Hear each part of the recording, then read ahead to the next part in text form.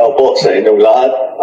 Ito ay isa pang report na aking ibibigay tungkol sa mga investigasyon at kaso sa mga questionable flood control project na ating nakita.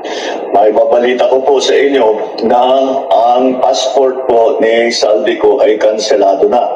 Kaya tininstruksyonan ko na ang Department of Foreign Affairs, pati ang PNP, na makipag-ugnayan sa ating mga embassy sa iba't ibang bansa para tiyakin na hindi maaring magtago itong ating hinahabol na magtago doon sa kanilang bansa. At kung sakali ay siya'y pupunta ron, ay i-report sa atin para naman ay maibalik natin siya dito sa Pilipinas.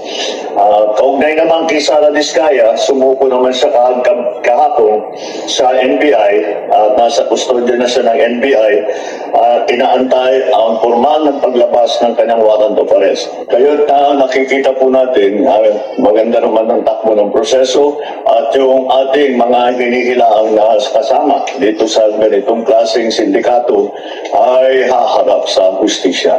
Asahan po ninyo na patuloy pa rin ang ating investigasyon, patuloy pa rin ang ating pagpila ng mga kaso upang tiyakin na ang mga guilty dito sa ganitong klaseng iskandalo ay haharap sa batas at bukod dyan ay maibalik ang ninakaw na pera sa taong bayan.